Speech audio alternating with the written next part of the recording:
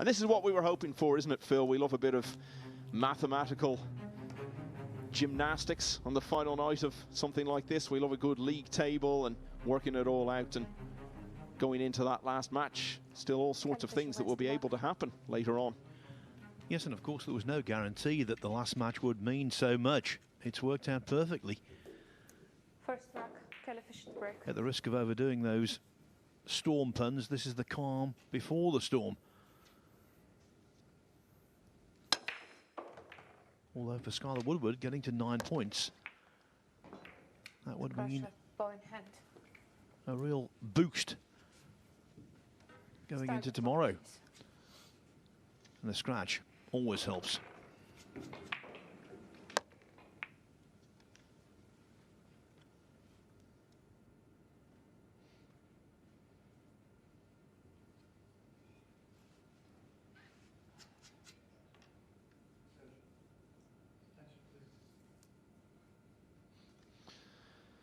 What a fine day Skyler Woodward has had. He was in here doing some commentary last night, and he'd just come off the back of losing to Francisco Sanchez Ruiz. But he was pretty upbeat about the way he was playing, and he didn't feel his form was being reflected yet in his results. He knew he still had 4 matches to come today, and he was confident that it was all going to happen for him on this Friday. Well, he's played 3 matches today and won them all. He was very much in the melting pot in terms of qualification. Going into this last day of the round robin phase. But he took himself out of that equation very quickly with the way he was playing, and his place in phase 2 is long since secured. He's beaten Alban Ocean, Eklund Kachi, and Omar Al Shaheen today. Can he complete the perfect day by seeing off Kelly Fisher? He's got a great chance to make the right start here. Not very often David Alcaide and Joshua Filler, a match between those two gets overshadowed. I can tell you on table 2, Filler has taken a 2-0 lead.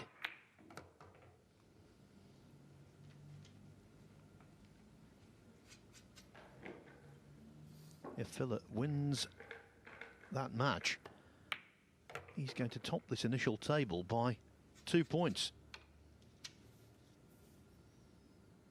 Yeah, and we've said it so many times, but it's worth underlining, maybe for anyone who hasn't been with us earlier in the week. It all carries forward. The bottom 6 players are eliminated. But all your results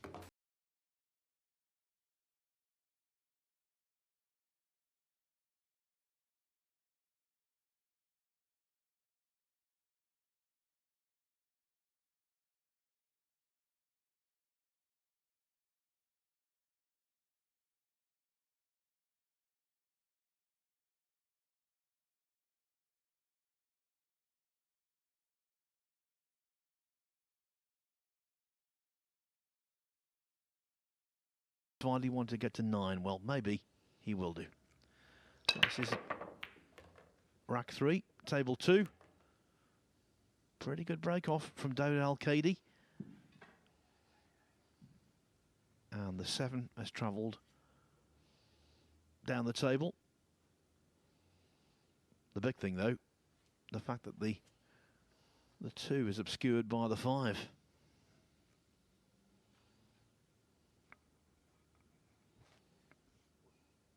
Push shot called.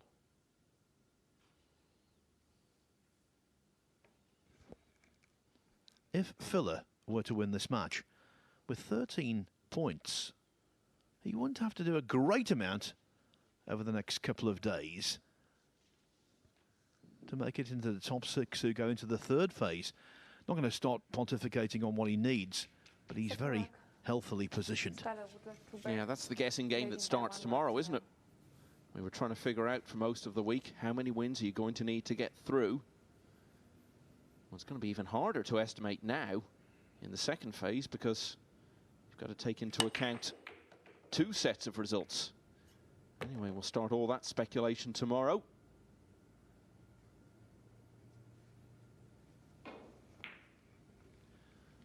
Plenty of balls spotted. But annoyingly for Woodward, The 7 is blocking the 2.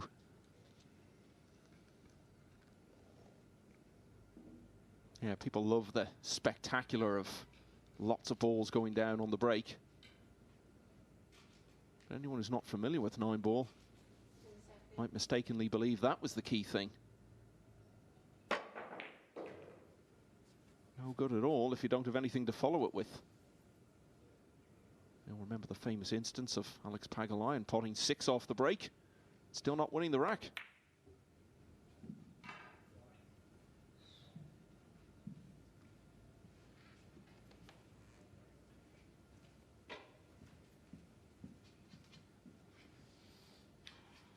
Kelly Fisher, in the end, you have to say, is going to come away from here disappointed. Things were looking very good for her earlier in the week, but she's really faltered towards the end. She's only won 1 of her last 7 matches, and often she's been the architect of her own downfall. Never more so than in that match earlier this evening against Alban Ocean.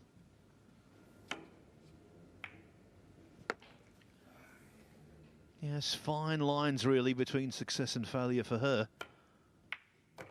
I think the result that did her most damage was losing 5-4 to Shane Van Boning from 4-1 up.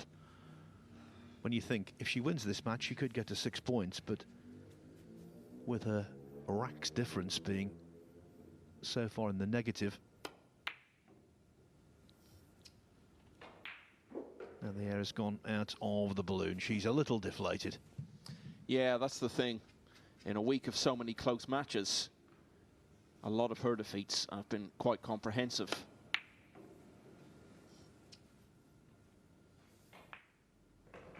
And that's why the rack's difference is not in her favour, as you say.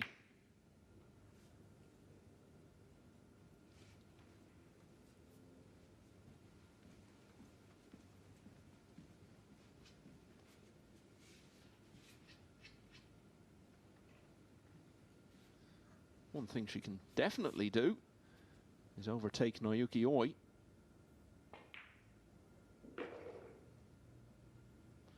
She's going to have to win the match very comprehensively to do that. But she's not without incentive. If she was to win 5-1, she'd be level with Oi. Well, actually, it wouldn't matter, would it? Because she'd have won 6 matches by then, so she can certainly move up a couple of places. I think it's a moot point. I think her ship has sailed. Yeah, the only reason I mention it is because there is a prize money differential for every place you move up the table, so there is at least that to play for.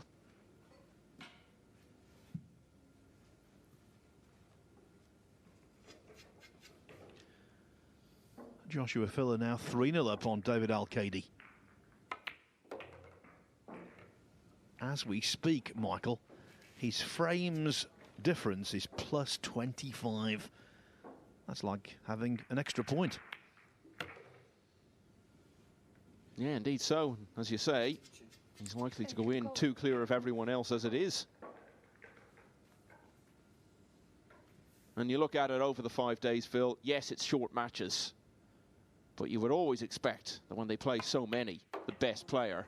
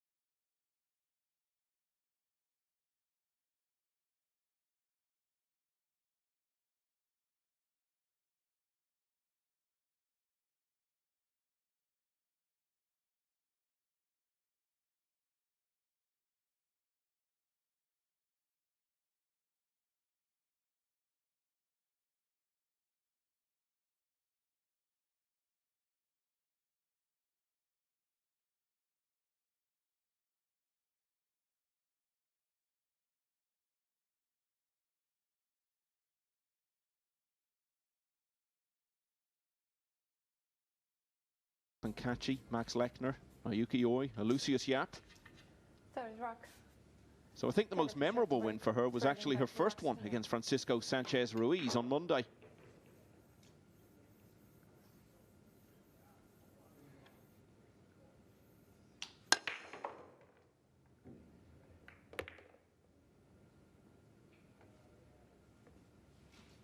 As she gets a very nice break there in rack 3. You think back to the one match she had played before that. She was beaten 5-1 by Jason Shaw, and you could look at it and think she's going to prove to be out of her depth. Well, that hasn't been the case.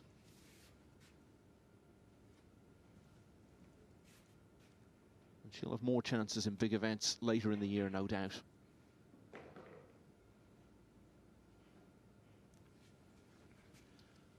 Yes, and against this level of opposition, it really is invaluable match practice. She won't be viewing it like that right now. She's sick.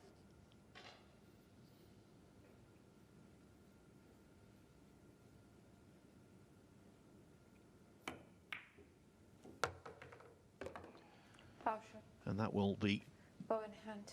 an anti-tonic. Start the clock, please.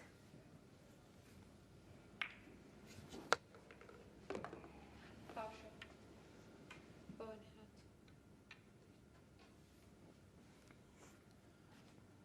The end for Fischer can't come quickly enough. Might be coming fairly quickly on the other table. Joshua Filler looking certain to go 4-0 up against David Alcaide. Feels like they've only just started that one.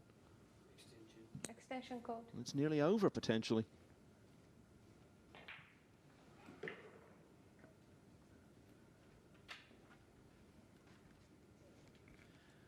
Before he took on Filler, Alcaide had the second best racks difference record. That's being severely dented. 4-0 it is.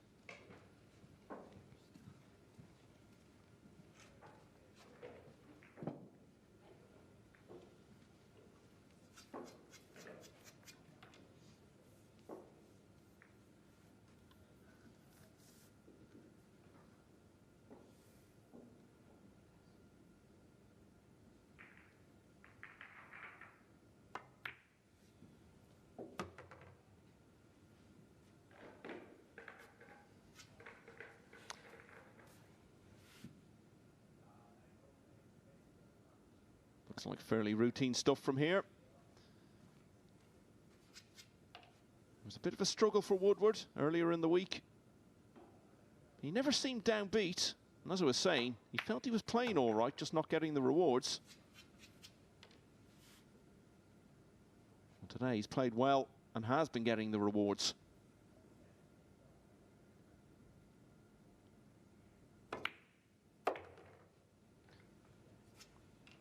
And against what you have to say is a thoroughly fed-up looking Kelly Fischer, Skyler Woodward leads by 3 racks to 0.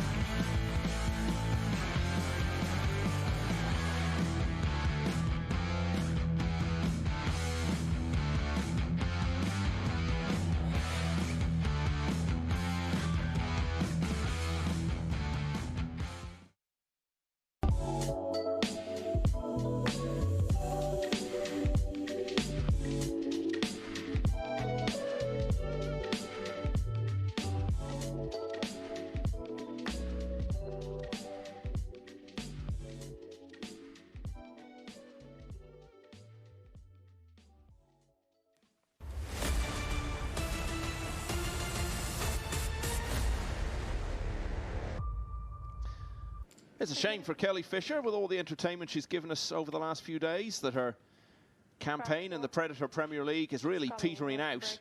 And that's the way it's heading at the moment. She's 3-0 down to Skyler Woodward, and the American has the break.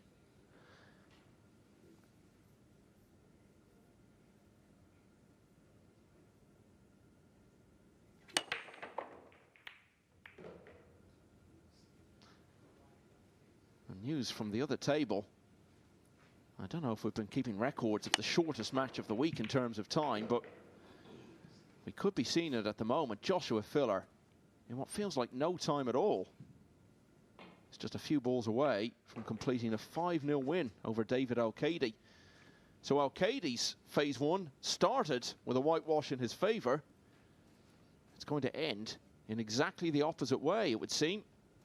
He'll still go through in a decent position with 9 wins out of 15. But what can you say about Joshua Filler?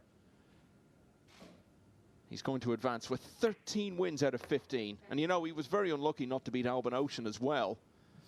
And his racks difference is going to be plus 27. Overcooked that one, though. Always happens when you write the epitaph for a match. In such sweeping terms, something goes wrong.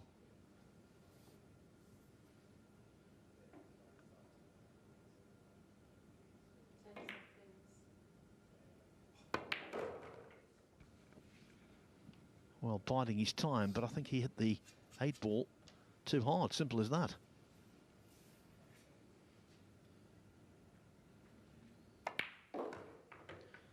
Meanwhile, Skyler Woodward ploughing on. Extension, please. Yeah, this match could be even shorter.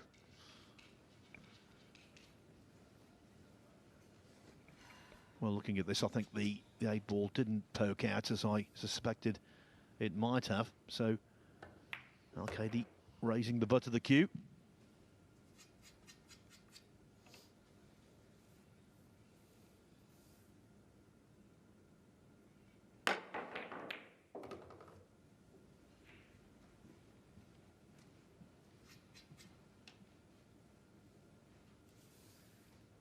Ball travelled all that way to end up largely back where it started. Filler contemplating right-handed.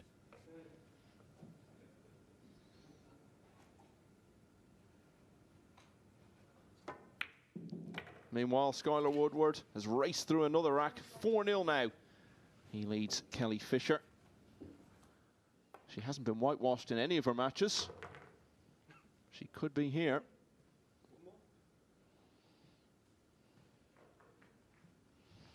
And speaking of whitewashes, perhaps one coming up now. Alcaide was given a glimmer of hope by Filler's lapse towards the end of the rack, but a very swift match finishes with victory for Joshua Filler. 5-0 he's come through against a player of David Alcaide's quality. That's quite a feat, and it's the only whitewash he's achieved in this first phase. The other player, incidentally, who beat him was Jason Shaw, so that shows you the level of opposition that it's taken to knock Filler off his perch so far. But he finishes top, and as you say, Phil, 2 points clear of everyone else, and that racks difference is like an extra point in itself. So I think we can say before phase 2 has even begun, it would be a monumental surprise if Filler didn't make it through to Monday's climax. Rack 5. Kelly Fisher to break. Can Kelly Fisher end her week with one last act of resistance?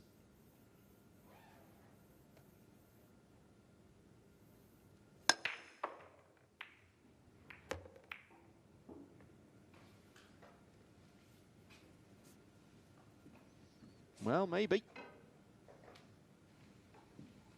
That's more than okay.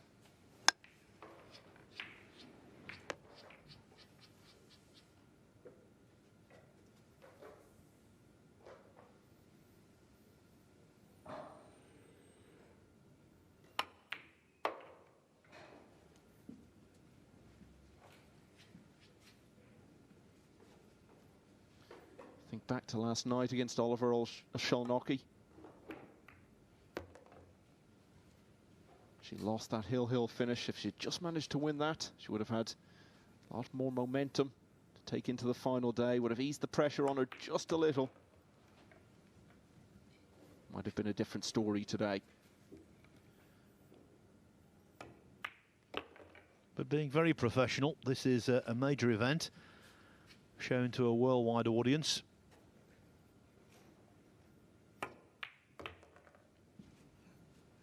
Refusing to wave the white flag, although that positional shot was a little iffy. Yeah, she's played too many of those shots today, you know.